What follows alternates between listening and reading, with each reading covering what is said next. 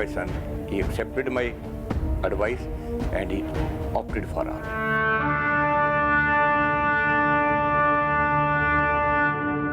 ये न्यूज़ आई है on 12th of June. Captain Amol Kalia led from the fort and he laid down his life. तो बहुत बड़ा झटका लगा मुझे, सारा मातम छा गया घर में। जब उसने कहा कि यस अमोल इज नो मोर, तो हमारे लिए पहाड़ टूट पड़ा। तो मेरे लिए भी चक्कर मिला, उसको क्या मिला? उसके होते हुए ऐसा होता तो मुझे प्रसन्नता होती। उनकी अपनी शादी भी आप फिक्स कर रहे थे? उसका लास्ट लेटर जो है, we are perfectly fine here and everything is normal, don't worry about me, I hope to be back at Delhi by the end of this month. Thereafter, you can fix my marriage in case you are in hurry.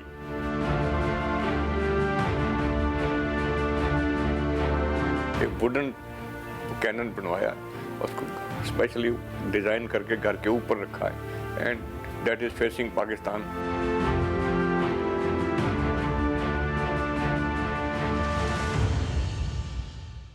जय जवान जय किसान।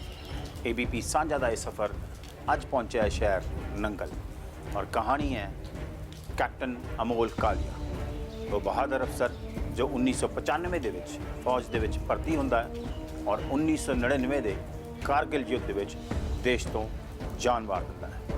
ਅਮੋਲ ਕਾਲੀਆ ਇੱਕ ਨਾਮ ਹੈ ਜਿਹਨੂੰ ਸਭ ਜਾਣਦੇ ਨੇ ਕਿਉਂਕਿ ਉਹਨਾਂ ਨੇ ਜੋ ਬਹਾਦਰੀ ਦਿਖਾਈ ਉਹ ਅੱਜ ਵੀ ਸਭ ਨੂੰ ਯਾਦ ਹੈ।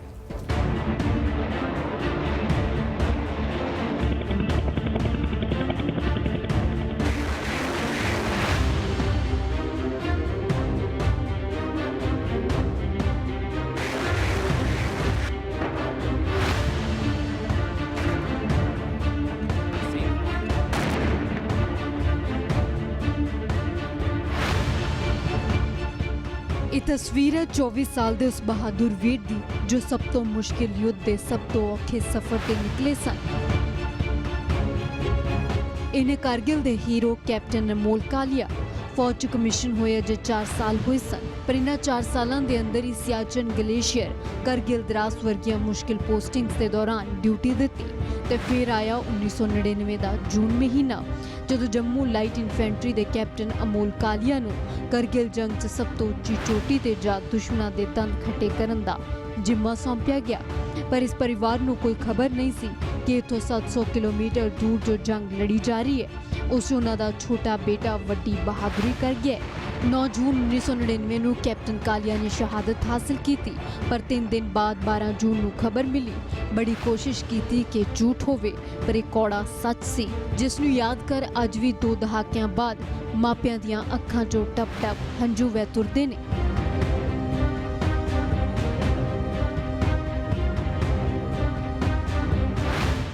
आपको नहीं पता था? कुछ नहीं पता है, कुछ नहीं पता हमें तो। कारगिल हम तो इजीली ले रहे, कारगिल वॉर चल रही है, हमें पता नहीं है। आपको लगता दिल्ली में? नहीं, हाँ हमें ये नहीं पता। हाँ दिल्ली में या कहीं पे भी ड्यूटी पे होगा, फ़ोन हिंदू में उतने फ़ोन वान तो थे नहीं, तो वो ना मोबाइल था ना किसी करने का भी, किसी कर लिया मुश्किल था वो, तो नहीं पता लगा हमें। हम तो अपने आराम से थे। ये तो जब ये न्यूज़ आई है on 12th of June, captain Amol Kalia led from the front and he laid down his life, तो बहुत बड़ा झटका लगा मुझे, सारा मातम छा गया घर में। घर में हम 2 ही लोग थे, पागलों की तरह इधर उधर घूमे, क्या करें, कहाँ से पता करें कि उसमें सिर्फ कैप्टन कालिया लिखा था, कैप्टन अमोल कालिया नहीं लिखा हुआ था। तो ये मन को सिर्फ कि there may be certain other Kalias also, it's not Amol. पता करने की कोशिश की, रात के 12 बजे तक ट्रिब्यून के ऑफिस को कांटेक्ट किया कि आपने न्यूज़ कहाँ से ली है। आर्मी की कोई खबर नहीं हमें, 9 का शहीद हुआ हुआ, 12 को हम पेपर में पढ़ रहे हैं। तो फिर वो एन एरिया, चंडीगढ़ में एन एरिया है, आर्मी एरिया है, तो उसके कमांडर थे वो। ट्रिब्यून वालों ने बताया कि एन एरिया कमांडर ने हमें ये न्यूज़ दी है। तो मुझे इतना पता था, अमोल जब गए यहाँ आए थे छुट्टी पे, तो एन एरिया में गए थे क्योंकि his first CO was commanding that now, an area commander. वो ब्रिगेडियर शक्ति प्रसाद थे। तो मैंने फिर उनका किसी से नंबर कैसे भी पैदा किया तो उनको कॉल किया है। देन जब उसने कहा कि यस अमोल इज़ नो मोर, तो हमारे लिए पहाड़ टूट पड़ा। फिर उसके बाद तो हमारी ज़िंदगी ही पलट गई, तहस नहस हो गई। ਮਈ ਦੇ ਆਖਰੀ ਹਫਤੇ ਦੀ ਸ਼ੁਰੂਆਤ 'ਚ ਕੈਪਟਨ ਅਮੋਲ ਕਾਲੀਆ ਕਰ ਰਹੇ ਸਨ। ਉਹ ਮੁਲਾਕਾਤ ਅੱਜ ਵੀ ਬਜ਼ੁਰਗ ਮਾਪਿਆਂ ਦੀਆਂ ਨਜ਼ਰਾਂ ਸਾਹਮਣੇ ਘੁੰਮਦੀ ਹੈ। ਅਮੋਲ ਕਾਲੀਆ ਦਾ ਇੱਕ ਸ਼ਬਦ ਚੇਤੇ ਹੈ। बहादुरी की बात तो ये जो उसने छिपा के रखी मुझसे कि वो 120 डेज थे he was in Siachen glacier. Okay 120 दिन वहाँ पे उस दुर्गम क्षेत्र में जहाँ सांस लेने के लिए हवा नहीं होती, बाकी तो बर्फ और कुछ नहीं होता, तो वहाँ प्रहरी की तरह वो 120 दिन रहा है। तो उसके आने के बाद बटालियन कैलमेटाइज करते हैं थोड़ी थोड़ी 100 किलोमीटर जाने के बाद फिर 2 4 10 दिन रहते, तो कैलमेटाइजेशन ने सारी बटालियन जो है वो ले पहुंच गई थी। तो इनके जो बटालियन को मूवमेंट ऑर्डर थे दिल्ली के थे, तो दिल्ली में as officer in charge advance party Amol आ चुके थे उनके साथ ही। Possibly in the month of फरवरी में तो बड़े भाई की शादी थी, उसके बाद जो किया है ज्वाइन, फिर इसने अप्रैल में ये दिल्ली आ गए। तो he was officer in charge advance party. तो इन द मीन टाइम मई में ये कारगिल की डिस्टर्बेंस शुरू हो गई है and his battalion was deputed that, क्योंकि वो ऑलरेडी कैलमेटाइज थे, बर्फ से निकल के आए, बर्फ पे जाना तो उनके लिए मुश्किल नहीं था। तो इसको लगा कि मैं तो दिल्ली में आ चुका हूँ, I will be deprived of this opportunity. He wanted to grab the first opportunity Kargil. He requested his CEO to call him back from Delhi. तो ये तो सेफ था बिल्कुल।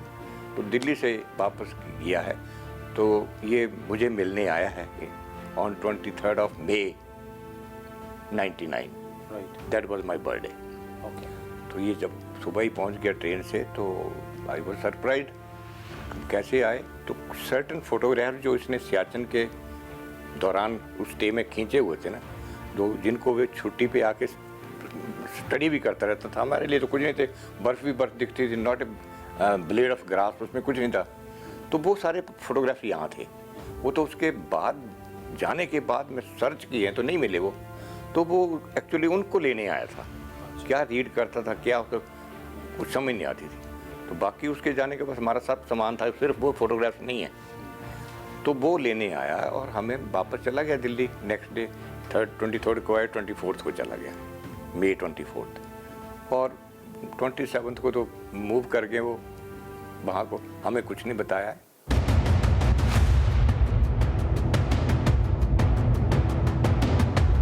उन्नीस सौ 99 ਚ ਕਰਗਿਲ ਯੁੱਧ ਦੇ ਦੌਰਾਨ ਚੌਕੀ ਨੰਬਰ 5203 ਤੇ ਪਹੁੰਚ ਦੁਸ਼ਮਣਾਂ ਨਾਲ ਲੋਹਾ ਲਿਆ। ਇਹ ਚੌਕੀ ਜ਼ਮੀਨ ਤੋਂ 17000 ਫੁੱਟ ਦੀ ਉਚਾਈ ਤੇ ਸੀ। ਬਟਾਲਿਕ ਸੈਕਟਰ ਦੀ ਇਸ ਚੋਟੀ ਤੇ ਪਹੁੰਚਣ ਲਈ ਆਪਣੇ 12 ਸਾਥੀਆਂ ਨਾਲ ਅਮੋਲ ਕਾਲੀਆ ਨੇ ਜੋ ਬਹਾਦਰੀ ਦਿਖਾਈ, ਉਸ ਤੇ ਦੇਸ਼ ਨੂੰ ਮਾਣ ਹੈ।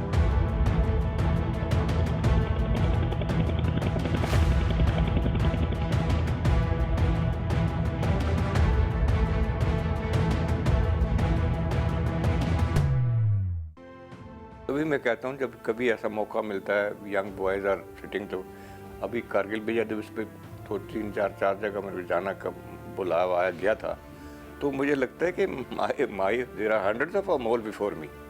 तो वो यंग बॉयज़ बैठे होते तो मेरे को सब अमोल लगते हैं। एक अमोल जाने से सैकड़ों अमोल मिल गए मेरे को। वही बात की जो मेरी तकलीफ़ है वो मेरी व्यक्तिगत है, that's my very personal. But मेरे बच्चे ने इतना मुझे कर दिया कि हर रिकग्निशन दे दी, पहचान दे दी।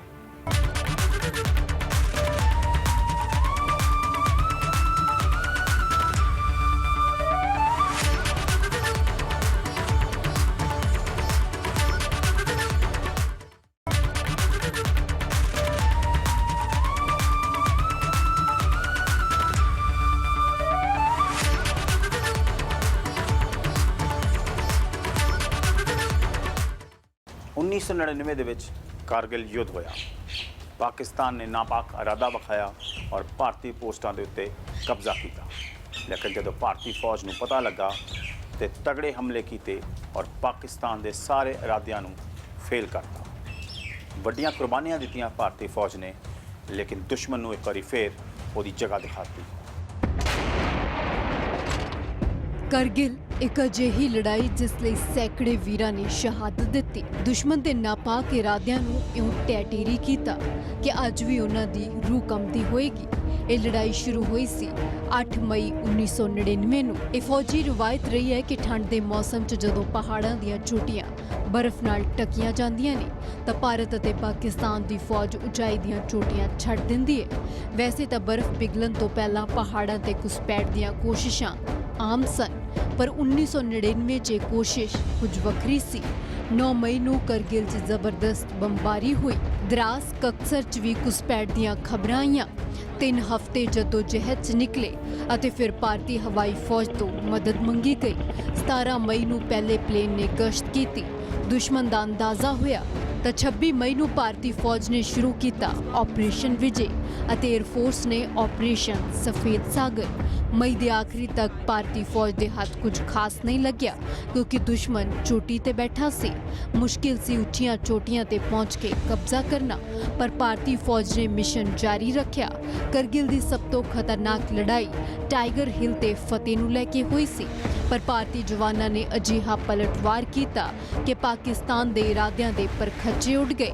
4 ਜੁਲਾਈ 1999 ਨੂੰ ਭਾਰਤ ਨੇ ਟਾਈਗਰ ਹਿੱਲ ਤੇ ਕਬਜ਼ਾ ਕਰ ਲਿਆ ਅਤੇ 26 ਜੁਲਾਈ ਨੂੰ ਆਪਰੇਸ਼ਨ ਵਿਜੇ ਪੂਰਾ ਹੋਇਆ। ਪਾਕਿਸਤਾਨ ਨਾਲ ਲੜੀ ਗਈ ਇਸ ਜੰਗ 'ਚ ਭਾਰਤ ਦੇ 552 ਜਵਾਨ ਸ਼ਹੀਦ ਹੋਏ, 1363 ਜ਼ਖਮੀ ਹੋਏ।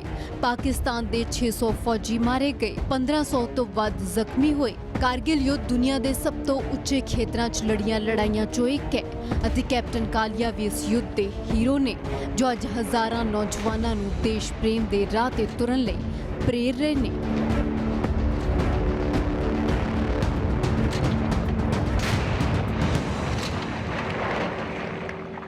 मैं तो हैरान हूँ, अभी जो एनडीए में टॉप किया, हिंदुस्तान में टॉप किया लड़का, वो 10 किलोमीटर यहाँ से बाथड़ी गाँव हिमाचल में, वो एनडीए में आप करीब 5 लाख बच्चा अपीयर होता है पहले रिटर्न में, फिर इंटरव्यू में लाइक दैट, उसमें 300 बच्चा लेने एवरी 6 में 300 लेते हैं, तो ही इज़ अ टॉपर।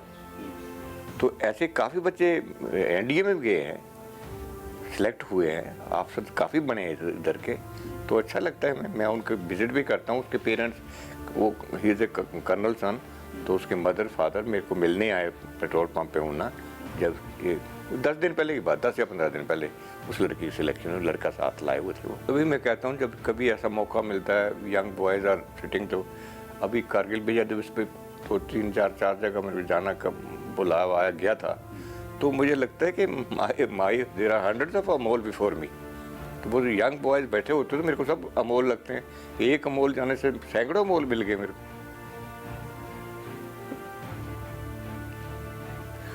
वही बात की जो मेरी तकलीफ़ है वो मेरी व्यक्तिगत है, that's my very personal, but मेरे बच्चे ने इतना मुझे कर दिया कि हर रिकग्निशन दे दी, पहचान दे दी। आई एम नो मोर, जैसे भगवान राम को सब जानते हैं, दशरथ को कोई नहीं जानता है। दशरथ की कोई प्रश्न भी करेंगे दशरथ कौन थे, तो बोला जाता है राम के पिता थे।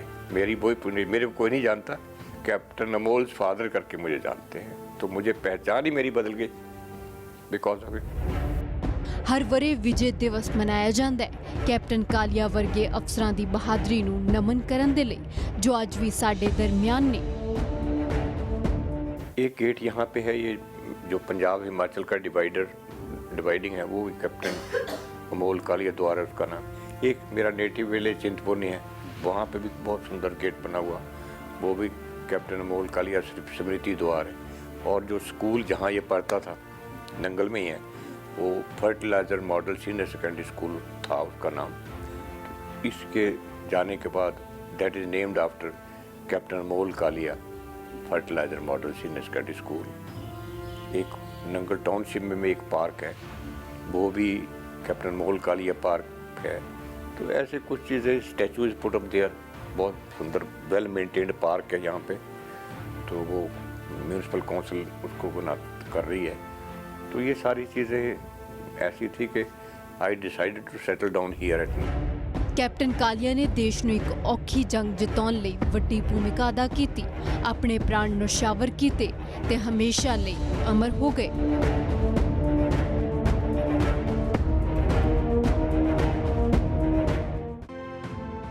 मेरा तीसरा बेटा भी होता शायद उसको मैं नेवी के लिए तैयार करता। भले ही बहुत महंगा सौदा किया मैंने, पर अभी भी मुझे गर्व है अपने उस डिसीजन पे। कोई भी जो शहीद हुआ है, 500 कुछ लोग शहीद हुए, उन्हें शहीद होने में कोई भी 1, 2, 4 होंगे, 30 साल से ऊपर होंगे, सब यंग थे, जोश से भरे हुए थे, खून गर्म था, वो लड़े हैं। अगर यही 10 साल बाद के लोगों को भेजते तो शायद हमें ये इतनी बड़ी जीत ना मिलती।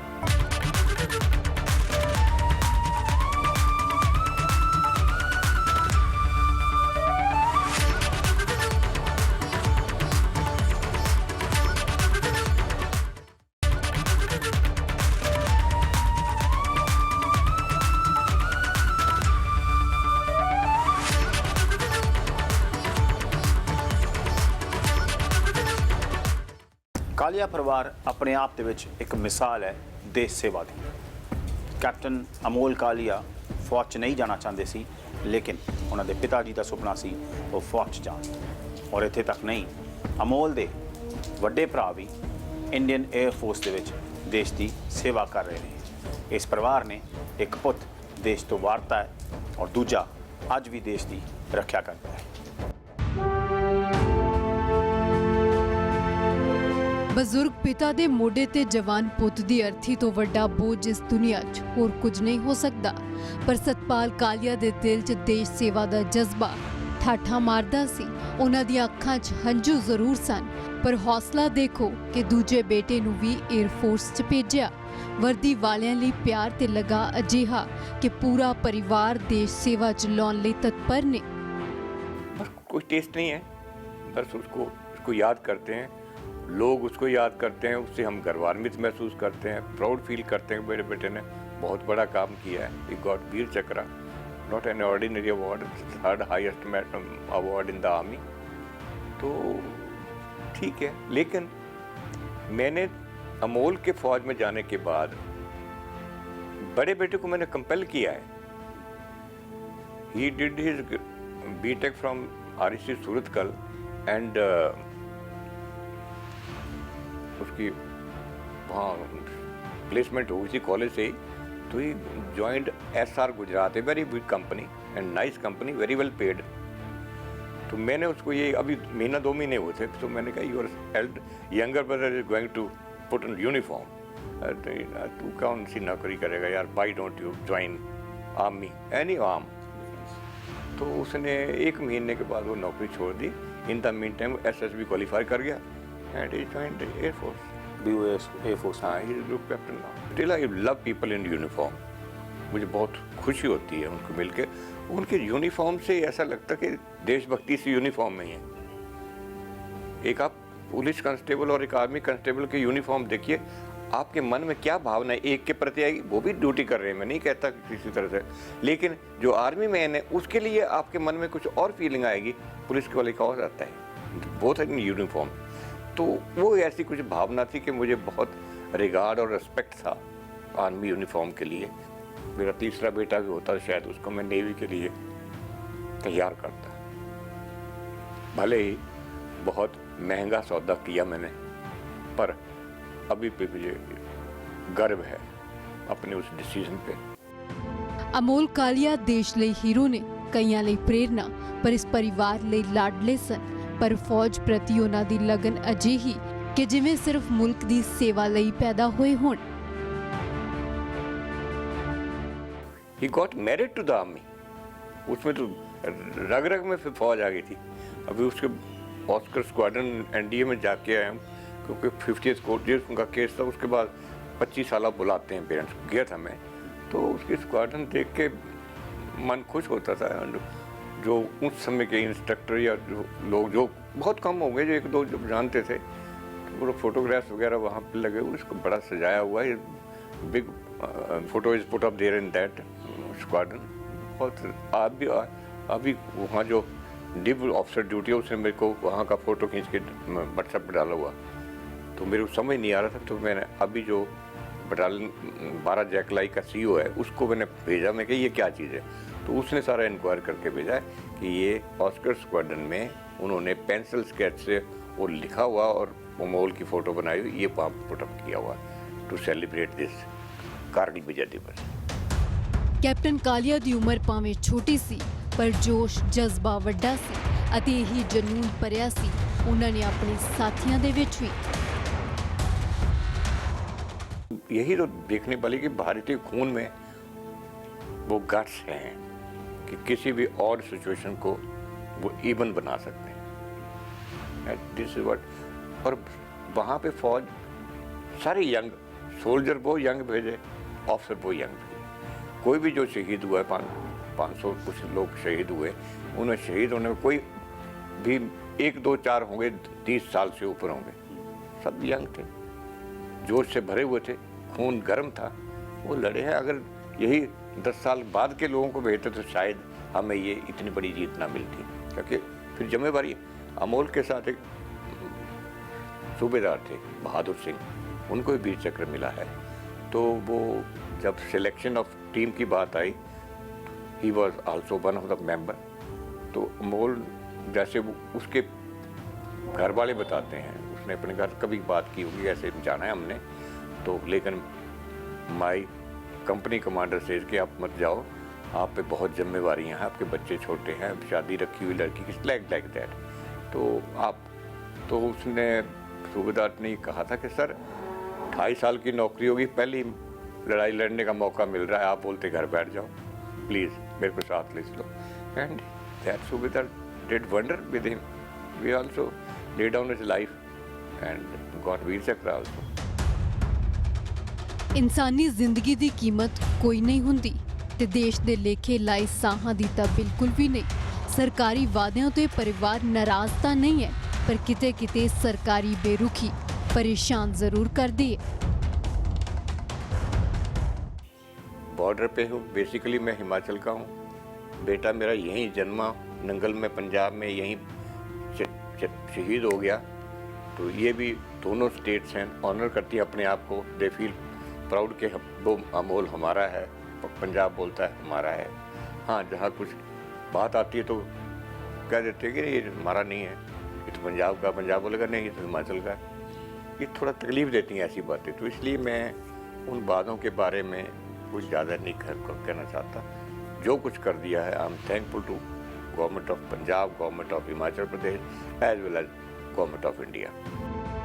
ਆਪਣੇ 2 ਪੁੱਤ ਦੇਸ਼ ਦੀ ਰਾਖੀ ਲਈ ਲਾਏ, ਇਹ ਕਿਸੇ ਵੱਡੇ ਮਜ਼ਬੂਤ ਦਿਲ ਵਾਲੇ ਇਨਸਾਨ ਦੇ ਵੱਸ ਦੀ ਹੀ ਗੱਲ ਹੁੰਦੀ ਹੈ। ਕੁਰਬਾਨੀ ਪਰਿਵਾਰ ਦੀ ਵੀ ਵੱਡੀ ਹੈ, ਜਿਨ੍ਹਾਂ ਨੇ ਕਈ ਸਦਰਾਂ ਅਧੂਰੀਆਂ ਛੱਡ ਦੇਸ਼ ਲਈ ਸੁਪਨੇ ਵਾਰੇ।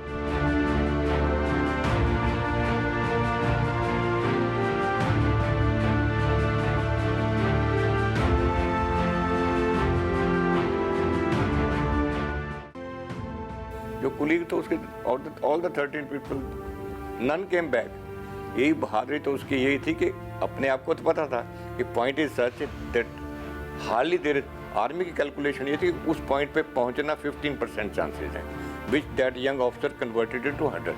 ही did reach there and fought bravely. पता था वापस नहीं आना है, लेकिन अपने आप को तो आदमी मरने के लिए तैयार कर लेता है। 13 आदमी और इंस्पिरेशन, लीडरशिप क्वालिटी उसमें इतनी थी कि किसी को ये महसूस ही नहीं हो कहाँ जा रहे हैं हम। None came back, all the 13 दो। वो तो ऐसा पॉइंट था, बॉडी 11 दिन बाद रिट्रीव हुई है कि उसके बाद फायरिंग रेंज में था पॉइंट।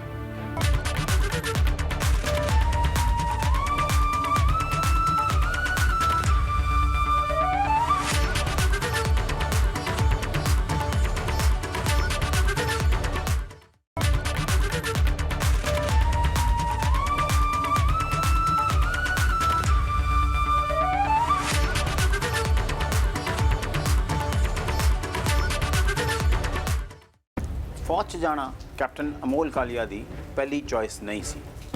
ਉਹ ਚੋਇਸ ਸੀ ਉਹਨਾਂ ਦੇ ਪਿਤਾ ਜੀ ਦੀ, ਜੋ ਚਾਹੁੰਦੇ ਸੀ ਕਿ ਅਮੋਲ ਦੇਸ਼ ਦੀ ਸੇਵਾ ਕਰੇ, ਦੇਸ਼ ਦੀ ਰੱਖਿਆ ਕਰੇ ਔਰ ਇੱਕ ਵੱਡਾ ਨਾਮ ਕਮਾਏ।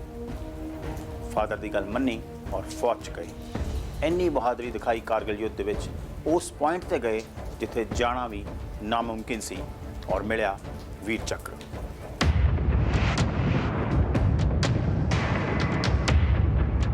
ਬਲੀਦਾਨਮ ਵੀਰ ਲਕਸ਼ਣਮ ਯਾਨੀ ਬਲੀਦਾਨ ਹੀ ਬਹਾਦਰ ਦੀ ਪਛਾਣ ਹੁੰਦੀ ਹੈ। ਇਹੀ ਨਾਰਾ ਸੀ ਜਿਸ ਤੇ ਖਰੇ ਉਤਰੇ ਸ਼ਹੀਦ ਕੈਪਟਨ ਅਨਮੋਲ ਕਾਲੀਆ। ਸਭ ਤੋਂ ਉੱਚੀ ਚੋਟੀ ਤੇ ਲਿਖੀ ਸਭ ਤੋਂ ਔਖੀ ਜੰਗ 'ਚ ਸਭ ਤੋਂ ਵੱਡੀ ਬਹਾਦਰੀ ਦੀ ਕਹਾਣੀ, ਉਹ ਵੀ ਆਪਣੇ ਲਹੂ ਦੇ ਨਾਲ। ਆਖਰੀ ਦਮ ਤੱਕ ਉਹ ਲੜਦੇ ਰਹੇ, ਆਖਰੀ ਸਾਹ ਤੱਕ ਉਹਨਾਂ ਨੇ ਦੇਸ਼ ਨਾਲ ਕੀਤਾ ਵਾਅਦਾ ਵਫਾ ਕੀਤਾ। जो कुलीग तो उसके all the 13 people none came back. यही बहादुरी तो उसकी यही थी कि अपने आप को तो पता था कि point is such that hardly there army की कैलकुलेशन ये थी कि उस पॉइंट पे पहुंचना 15% चांसेस हैं, which that young officer converted to 100। He did reach there and fought bravely. पता था वापस नहीं आना है, लेकिन अपने आप को तो आदमी मरने के लिए तैयार कर लेता है। 13 आदमी और इंस्पिरेशन लीडरशिप क्वालिटी उसमें इतनी थी कि किसी को ये महसूस ही नहीं हो कहाँ जा रहे हैं हम। None came back all the 13 तो वो तो ऐसा पॉइंट था, बॉडी 11 दिन बाद रिट्रीव हुई है कि उसके बाद फायरिंग रेंज में था पॉइंट। और काफ़ी उस गन बैटल में काफ़ी पाकिस्तानी इसको मारा भी था। और रफली कैलकुलेट आर्मी जो करती है, it was 50+ people killed in that bunker. तो लेकिन ये 13 भी, और आखिर में जब इनका LMG मैन था जो लाइट मशीन गन ऑपरेट करते हैं, उसको लग गए। तो LMG गन नीचे रख के ऑपरेट करते हैं, भारी होती है। तो जब देखा कि वही नहीं रहा, देन कैप्टन वोल एज आर्मी से वो LMG उठाई है और उसने घुमा दी है। तो 3 of the inflators died, 3 got very badly injured. तो खाली हो गया था, लेकिन फायरिंग रेंज में रहा। वो तो जाके 9-10 दिन बाद बिल्कुल उसको लिया, तब बॉडी मिली है। ਆਪਰੇਸ਼ਨ ਵਿਜੇ ਦੇ ਦੌਰਾਨ ਅਮੋਲ ਕਾਲੀਆ ਤੇ ਉਹਨਾਂ ਦੇ ਸਾਥੀਆਂ ਨੂੰ ਹਜ਼ਾਰਾਂ ਫੁੱਟ ਉੱਚੇ ਪੁਆਇੰਟ 5203 ਤੇ ਕਬਜ਼ਾ ਕਰਨ ਦੀ ਜ਼ਿੰਮੇਵਾਰੀ ਮਿਲੀ। ਬਰਫੀਲੀ ਸਪਾਟ ਕੰਧ ਦੇ ਪਾਰ ਘੁਸਪੈਠੀਆਂ ਦਾ ਬੇਸ ਸੀ, ਪਰ ਉੱਥੋਂ ਤੱਕ ਪਹੁੰਚਣ ਲਈ 17000 ਫੁੱਟ ਉਚਾਈ ਤੈਅ ਕਰਨੀ ਸੀ। ਕੈਪਟਨ ਕਾਲੀਆ ਨੇ ਆਪਣੀ ਟੀਮ ਦੀ ਅਗਵਾਈ ਕਰਦੇ ਹੋਏ ਅਜਿਹਾ ਰਾਹ ਚੁਣਿਆ ਜਿਸ ਦੀ ਦੁਸ਼ਮਣਾਂ ਨੇ ਕਲਪਨਾ ਵੀ ਨਹੀਂ ਕੀਤੀ ਸੀ, ਕਿਉਂਕਿ ਇਹ ਰਸਤਾ ਔਕੜਾਂ ਵਾਲਾ ਸੀ। ਘੱਟ ਗਿਣਤੀ ਹੋਣ ਬਾਵਜੂਦ ਵੀ ਦੁਸ਼ਮਣਾਂ ਦੀ ਚੌਕੀ ਤੇ ਤਾਵਾ ਬੋਲਿਆ, ਪਹਾੜੀ ਤੇ ਕਬਜ਼ਾ ਕਰ ਲਿਆ। आर्मी ने वैसे में द्रास 2-3 बार आर्मी ने बुलाया, जा चुका हूँ। फिर आई रिक्वेस्टेड देम कि I would like to visit that point, पर हम तो पॉइंट के नीचे बैठ के वापस आ गए। ऊपर तो हिम्मत ही नहीं होती थी, इतना ऊंचा और स्लोप है, 70-75 डिग्री स्लोप पे वो थी, और ऊपर से फायर आ रहा है, उस पर चढ़ना है। फिर रात के अंधेरे में कोशिश करी कि किसी चट्टान के नीचे पड़े रहो, बर्फ़ के नीचे। तो रात को अंधेरे में ऊपर चढ़ते थे, ऊपर जाके फिर उन्होंने अटैक किया है। तो उनके पाकिस्तान तो बड़ा सेफ प्लेस पे थे ना, उनके लिए तो पत्थर मार के वो मार सकते थे यहाँ से। हाई एल्टीट्यूड, हाँ, हाई एल्टीट्यूड बैठे थे, क्योंकि that post was Indian post which was occupied by them. Because agreement था कि सर्दियों में ना आर्मी हमारी जाती थी ऊपर, ना पाकिस्तान की। तो उन्होंने ये बदमाशी करी कि वो they violated it and capture those post. हैरानी की बात है, चढ़ा कैसे होगा, यही सोचते थे। ऊपर से गोलियां आ रही हैं, इस पे तो आदमी क्लाइम करना ही मुश्किल है, सांस लेना मुश्किल है। कितनी बहादुरी की हो, कुछ समझ नहीं आता। तो लगता है ये तो पता नहीं भगवान हनुमान ने कोई शक्ति दी हुई थी कि चढ़ो उस पर, रात के अंधेरे में, बर्फ में। कल्पना नहीं की जा सकती। अब तो कहते वहाँ पे रोड तक बनी हुई, पॉइंट तक रोड जा रही है, वहाँ पे एक यूनिट वहाँ पे इंस्टॉल करी हुई परमानेंट। उनसे तो सोचना भी, लाइफ का सोचना भी बड़ा मुश्किल था। कंडीशंस बड़ी डिफिकल्ट थी तब। ਜੰਗ ਦੇ ਮੈਦਾਨ 'ਚ ਸਾਹਸ ਦੀ ਮਿਸਾਲ ਪੇਸ਼ ਕਰਨ ਵਾਲੇ ਅਮੋਲ ਕਾਲੀਆ ਨੂੰ ਫੌਜ 'ਚ ਜਾਣ ਦੀ ਪ੍ਰੇਰਨਾ ਦੇਣ ਵਾਲੇ ਉਹਨਾਂ ਦੇ ਪਿਤਾ ਸਨ। ਪਰ ਪਿਤਾ ਨੂੰ ਅੰਦਾਜ਼ਾ ਨਹੀਂ ਸੀ ਕਿ 4 ਸਾਲ ਪਹਿਲਾਂ ਜਿਸ ਪੁੱਤ ਨੂੰ ਫੌਜ ਦੀ ਵਰਦੀ 'ਚ ਤੋਰਿਆ ਸੀ, ਉਹ ਤਿਰੰਗੇ 'ਚ ਲਿਪਟ ਕੇ ਪਰਤਣਗੇ। ये मेरे कारण ही हुआ। बच्चों को 2 बेटे हैं मेरे, तो ऐसा कुछ नहीं था कि मेरी बैकग्राउंड आर्मी की हो। मैं अध्यापक था और अध्यापक होने के नाते दूसरे के बच्चों को पढ़ाता था। कि समाज के लिए, देश के लिए जो सेवा कर सकते हैं ईमानदारी से सेवा करिए। तो ये भावना थी कि देश सेवा से बड़ी सेवा कोई नहीं होती है, और सबसे बड़ी बात कि करप्शन नहीं होनी चाहिए आपके, ऐसा जीवन यापन ढूंढिए आप। जब इसने +2 किया है तो इन +2 के बाद इमीडिएटली मेडिकल के लिए, इंजीनियरिंग के लिए और NDA के लिए तीनों एक ही साल में इसने टेस्ट दिए। I am a lucky father कि he cleared all the 3 test, army के लिए भी, मेडिकल के लिए भी, इंजीनियरिंग के लिए भी। तो सबने घर में यही डिसाइड किया था कि नंबर 1 पे मेडिकल, नंबर 2 पे इंजीनियरिंग, फौज नंबर 3 पे, क्योंकि हमारे घर का ये रिवाज नहीं था कि मार्शल रेस की तरह हमारा इंक्लिनेशन हो। मुझे ये इच्छा थी कि मेरे बच्चे अगर इस तरफ जाते हैं तो मुझे बहुत अच्छा लगेगा। कारण था कि उसमें सेवा करने के मौके बहुत मिलेंगे। तो मैंने जब उसको पूछा है, बेटा इनमें से अब तुम कहाँ जाना चाहते हो, क्या इच्छा है तुम्हारी, तो वैसे जो से उसके यार दोस्तों ने, माँ बाप ने, भाई बहनों ने जो कहा हुआ था कि नंबर 1 पे मेडिकल, नंबर 2 पे इंजीनियरिंग, नहीं वहाँ पे जाएंगे तो तीसरे पे आर्मी में चले जाएंगे। तो मैंने इतने कहा कि बेटे can you reverse the order, अच्छा number can you put army number 1। तो he was just 17 at that time, 17 and 3 months only. तो उस उम्र का बच्चा यही पूछ सकता पापा वाई। तो मुझे आज भी याद है मैंने क्या जवाब दिया था। कई दफ़ा उस जवाब पे मुझे गर्व भी होता है, तकलीफ भी बहुत होती है। मैंने उसको कहा you will get maximum chances of service and minimum chances of corruption, that's the army.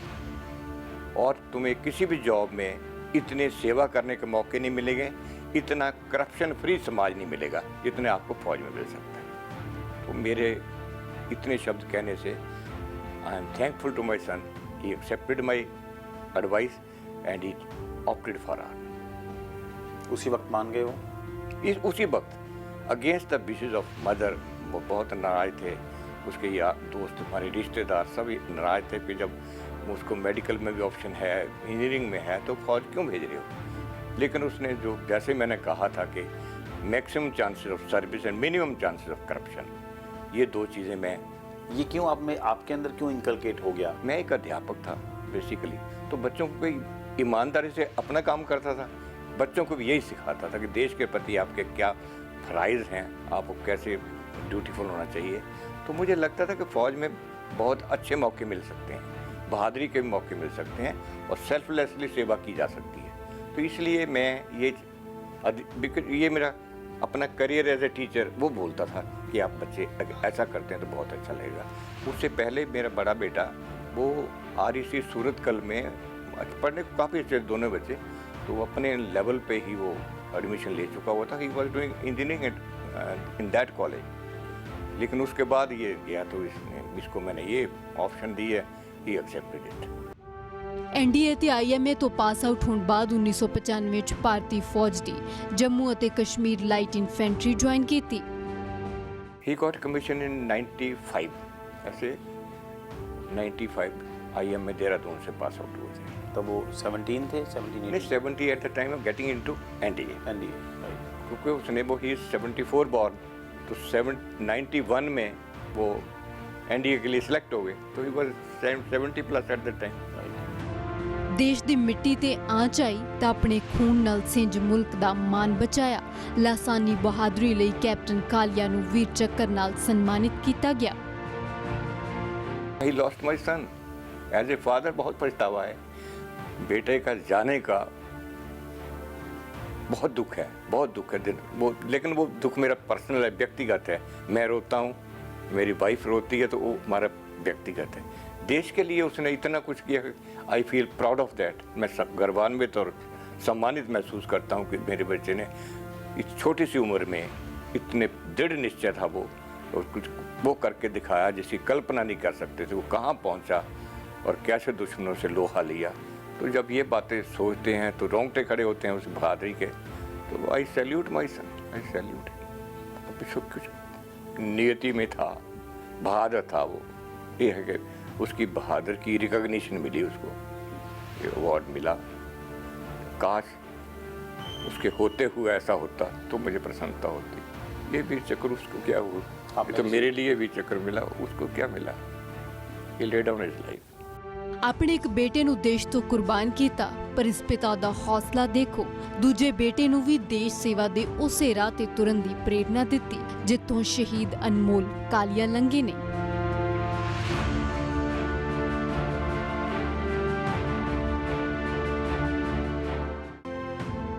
I hope to be back at Delhi by the end of this month. Thereafter, you can fix my marriage in case you are in hurry. I may not be able to ring up, but shall try to keep in touch through letters. ये मतलब था उसका कि मैं तो शादी में जा रहा हूँ, फोन तो होगा नहीं, पर लेटर लिखता रहूँगा। Convey my regards to Manu and bhabhi. नई नई शादी हुई थी, भाई का नाम निकनेम मनु है। But are their plans? Where are they now going? Yours, Amol.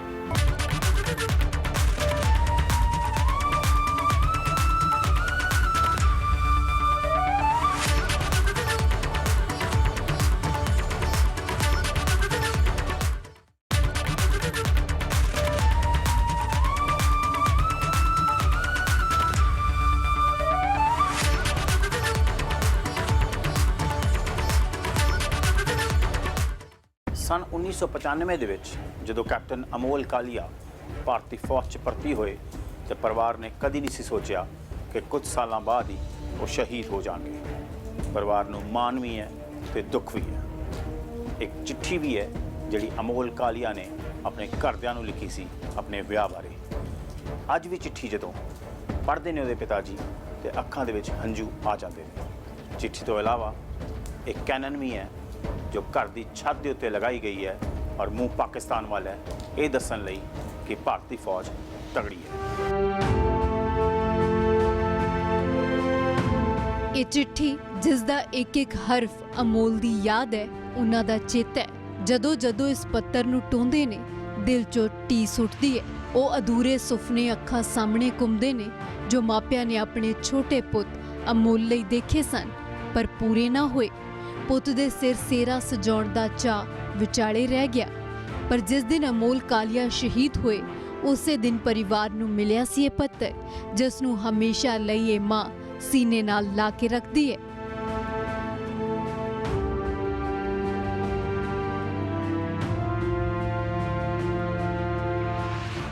लगभग बड़े भाई की शादी करके गया, फरवरी में शादी थी, तो सारा अरेंजमेंट उसने किया हुआ था। बस आवफुली बिजी, पर फुल 2 महीने की छुट्टी पे था, सब कुछ उसने किया है। मैं तो बस स्पेक्टेटर ही रहा। तो उसके बाद गया है, वापस नहीं आया। मैं कहीं पढ़ रहा था कि उनकी अपनी शादी भी आप फिक्स कर रहे थे। उसका लास्ट लेटर जो है उसने यही लिखा हुआ, एक पैरा ही है कि papa if you are in hurry I will be coming toward the end of June, you can fix my marriage. हमने लगभग रिश्ता तय कर लिया था, सिर्फ फॉर्मेलिटीज करनी थी। तो उसने ये लिखा है and of June, which that and never came. वो 9 जून को चला गया है, जून का एंड हुआ ही नहीं। ये लास्ट लेटर है? ये लास्ट लेटर है इसका, जो हमें 12 जून को मिला है, 9 जून को मिला है। पहली का लिखा हुआ है। ਪਰਿਵਾਰ ਕੈਪਟਨ ਅਮੋਲ ਕਾਲੀਆ ਦੇ ਵਿਆਹ ਦੀ ਤਿਆਰੀ ਕਰ ਰਿਹਾ ਸੀ ਅਤੇ ਇਸ ਲਈ ਅਮੋਲ ਵੀ ਰਾਜ਼ੀ ਸਨ।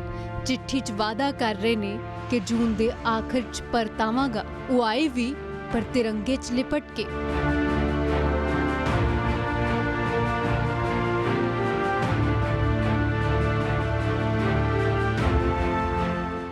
Dearest Ma, Papa, Charan Spars, I am fine here and hope the same at your end.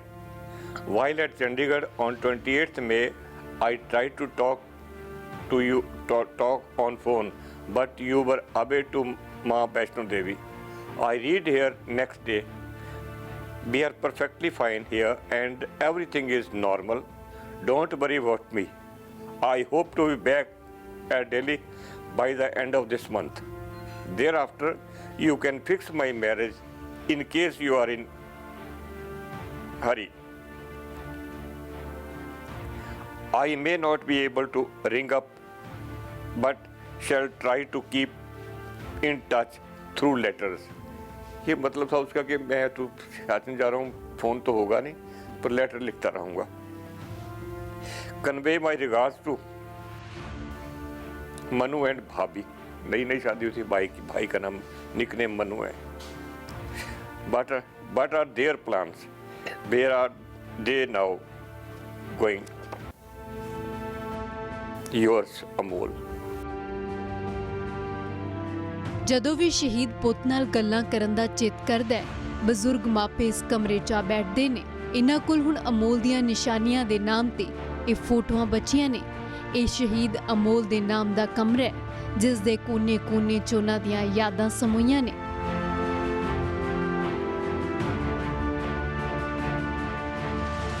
मेरे लिए वो दैट्स ए टेम्पल. मेरी दिन की शुरुआत वहाँ से होती, रात का दिन का ख़त्म वहाँ से, खात्मा वहाँ से होता है.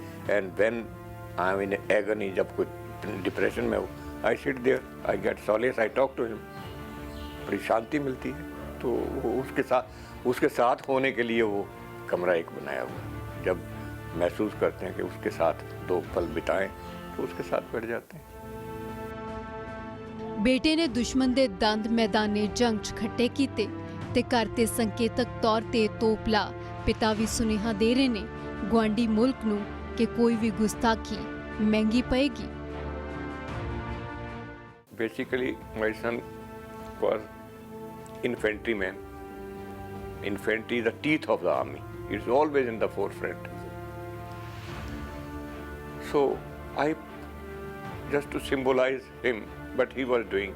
मैंने वो एक वुडन कैनन बनवाया, उसको स्पेशली डिज़ाइन करके घर के ऊपर रखा है. And that is facing Pakistan. उसका बैरल का मुंह उस तरफ किया हुआ मैंने, just to threaten the enemy always. But Indian army is very strong. Always be careful. ये मेरा मोटिव था.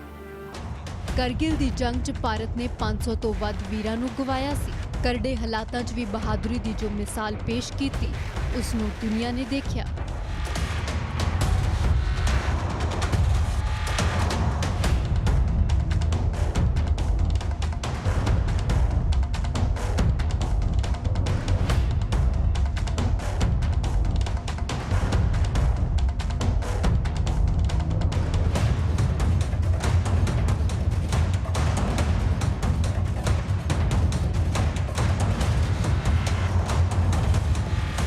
ਇਹ ਸੀ ਕਹਾਣੀ ਕੈਪਟਨ ਅਮੋਲ ਕਾਲੀਆ ਦੀ, ਜੋ 1995 ਦੇ ਵਿੱਚ ਫੌਜ 'ਚ ਭਰਤੀ ਹੋਏ ਔਰ ਕਾਰਗਿਲ ਯੁੱਧ ਦੇ ਵਿੱਚ ਸ਼ਹੀਦ ਹੋ ਗਏ. ਪਰਿਵਾਰ ਅੱਜ ਵੀ ਉਹਨਾਂ ਨੂੰ ਯਾਦ ਕਰਦਾ ਹੈ, ਲੇਕਿਨ ਉਹਨਾਂ ਨੂੰ ਸ਼ਹਾਦਤ ਨੂੰ ਪੂਰਾ ਮੁਲਕ ਸਲਾਮ ਕਰਦਾ ਹੈ. ABP ਸਾਂਝਾ ਦਾ ਇਹ ਸਫ਼ਰ ਜਾਰੀ ਰਹੇਗਾ ਔਰ ਜੈ ਜਵਾਨ ਜੈ ਕਿਸਾਨ ਜਲਦ ਮਿਲੇਗਾ ਪੰਜਾਬ ਦੇ ਕਿਸੇ ਹੋਰ ਪਿੰਡ ਦੇ ਵਿੱਚ.